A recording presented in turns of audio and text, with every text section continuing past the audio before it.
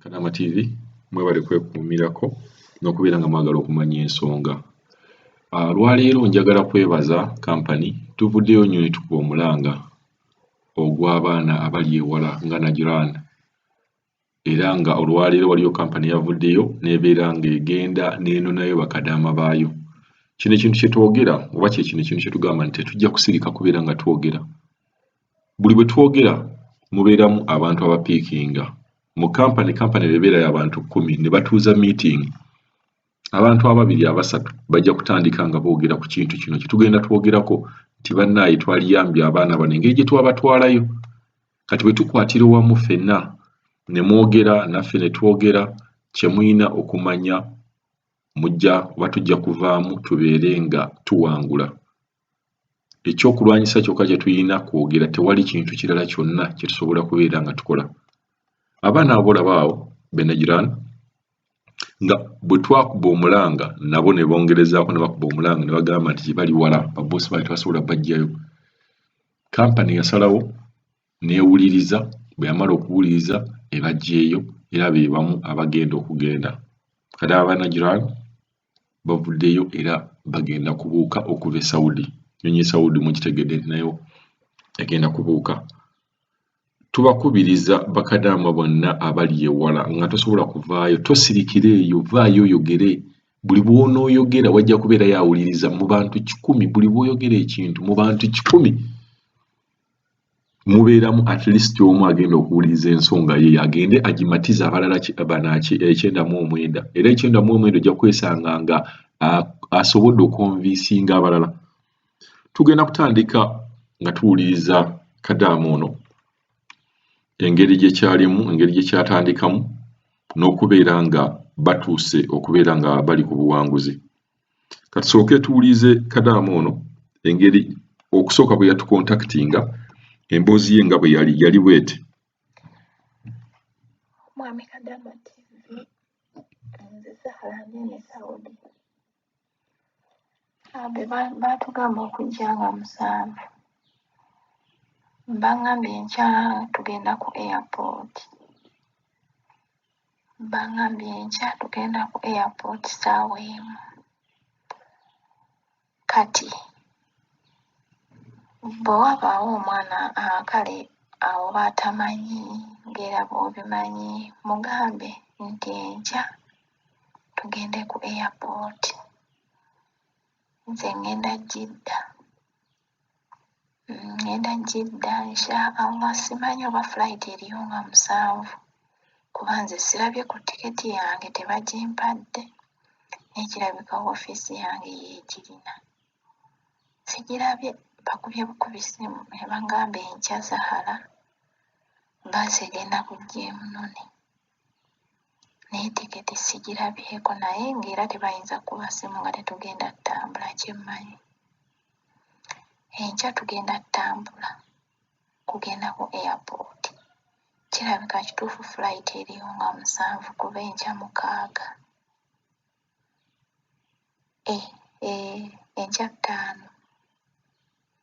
Enkya 5 flight eyinza okubaayo oba nga 6 oba nga 7 kuba nze sirabye ku tiketi yange, naye nga mpaakinze buli kimu ekyange kuba be bangambye nti paakinga batukubidde essimu ekyogenda ku kisaawe, naye tiketi sigirina era sigirabyeko. Oba aba woofiisi be bagenda ogimpa simanyi kuba bulijjo booggerezeganya ne bakama bangi. Waliwo bbaasi egenda ottunula, tuli bannayuganda bangi eno Negirandi. Bwekito bwe kiri mwami Kadama TV. Okwo kwe ŋŋamba okwagaliza kwe tulina okubeera nga tweteekamu bakadaama ne bassekadaama. Tufuna information ez'enjawulo ne tubeera nga twagala ozisharinga. Kati Zahra yatandika bw'atyo nga sharinga information, akulaga ayina omutima ogwagaliza, tayagala banne babeere nga bafikira. Buli bw'ofunanga information gezangako okulaba ng'osharinga information eyo tekikuyamba kubeera ng'osirika information. Buli bw'osirika information manya nti waliwo omulala abadde agyetaaga eyalibadde ava mu buzibu obwo. Yensonga lwaki tuteekako Kadaama TV tusharinge ebizibu n'obulungi kuba si abantu beera n'obuzibu. Osharinga ebizibu by'olimu n'osharinga n'ebirungi by'olimu mbabuulira tujja kubeera nga tutuuka ku buwanguzi. Eyo message yasooka eya Zahara ne tubeera nga twamuddamu ne tumubuulira information nti ennyonyi baagikyusa okuva nga 7 ne bagizza nga 6 ne wabeerawo n'endala egenda okubeerawo nga 11 oba 12. Information gye twali twakafunawo nti jjukira yagaliza naffe tumwagaliza kati ne tumuwa information naye nga twali twateeka dda information eyo Kadaama TV ennyonyi egenda nga 6 nenga 12. Emboozi ya Zahara yaddako yeeno njagala mbalage process bwe yali paka nga batuuse okubeera nga babasukumira bus kuba baali wala nga tebasobola kuvaayo Nagiran. Company tugyebaza okubeera nga yabasukumira bus n'egamba nti katugyeeba Kadaama baffe tubeerenga n'ogwo omutima era tuli basanyufu nnyo nti office yasazeewo n'esikumayo office n'esikumayo bus. Sorry. Buli musikumayo basi muyamba bakadaama bano era mwe wasikumayo nga mwagala bakole eyo tukyebaliza ddala. Emboozi ya Zahara yaddako yali bweti.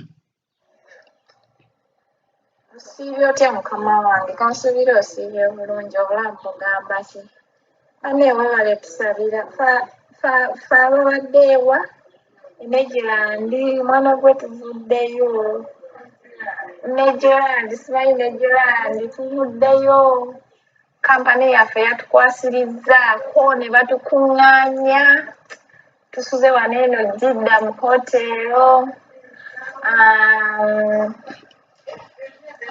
batupangisiriza hotero mwe tusuze okuva Nagiland kati enkya ssaawa 8 batugambye waliyo flight. Alhamdulillah mungero tusabira ate tutuuke e Uganda tuli basanyufu sinziira ku mbeera y'ennyonyi ebaddewo kulabika nga ne kampani yaffe tuyambyeko kuba be batutambuza mpaka wano eno wetuli kati enkya bagenda kututwala ku airport ssaawa 8 naye nga tuli bulungi ffenna tuli basanyufu kuba tuba tetusuubira kuva Nagiland wala okimanyi batuvuza olunaku lulamba ye mwe baana mwe si lulamba n'ekitundu kuba zino ssaawa ziweze 6 eri twavuddeyo ssaawa mmeka twavuddeyo ssaawa 4 zino twakatuuka ssaawa 6 kumpi lunaku lulamba n'ekitundu tutudde mu kibaasi n'obubi nabutuluma naye alhamdulillah kiwoofiisi kyaffe kituyambyeko kati ng'omuntu omu tosobola kwejja Nagiland mpaka eno gye tugenda eno kozi bayiteyo batya kozi eno tuli waggwe mpaka Jidda wala okuva Nagiland wala mwana gwe naye alhamdulillah batukwasirizzaako batufunidde wano kibaasi kituleese batufunidde hotero netusuze enkya tulinze muni etuteeka ku minzaani tuleke nga tutuukako e Uganda insha Allah alhamdulillah tuli basanyufu. Ye essanyu Zahara lyalaga okubeera nga musanyufu nnyo nga ofiisi ye yamukwataganyizaako n'abiranga emuleeta kekali kentiro bagamba nti buli bw'oba ojja mu nsi z'Abawarabu gezaako okubeera nga oyise mu ofiisi gezaako okulabira nga oyise mu kampani tumanyi nti balina obuzibu naye ate oweesanga nti kati bano abavudde Nagiran okujja eyo ate kampani bataddemu ssente ne bateeka ne hotel gyegenda okubeera nga hotel esasulira nti kibeerako kiri beta kisingako okugira mu kampani okusinga n'ojja nga toli mu kampani. Kati tugenda kubeera nga tubawa vidiyo abaana bano ab'e Nagiran nga bavaayo nga bali mu baasi nga basanyufu mbawulire mpozi n'ekirala kyenjagala obagamba nti buli Kadaama yenna atanaba ku registeringa beera nga oregisteringa ekintu kino twakibagamba dda mubeere nga muregisteringa ne embassy ne tuweera mujjukira ne vidiyo zaffe oba ojjukira vidiyo zaffe ez'emabega twakubadde omulanga gw'abakadaama abali e Nagiran nga bakaaba nti banaye tetulina ngeri gye tujjamu eno naye kampani tuli basanyufu nnyo nti kampani esazeewo neyanukula omulanga gwaffe ne bakadaama. Katugende mu maaso tubalage muwulire vidiyo eno nga bakadaama bali mu bbaasi basanyufu nnyo bajja e Jidda. Kambuuze mwena bwena mubadde mubeera mu nju emu.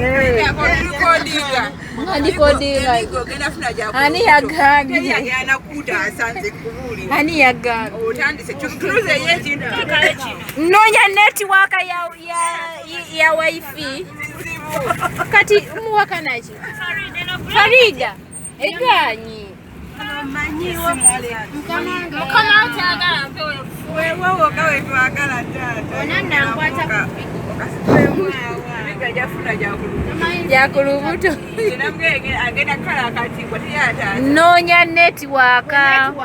Mumubeere bagumu. Njira n'entunuzako mu lusozi olaba buli obulongooti. Agayayi. Bagi, shuvi.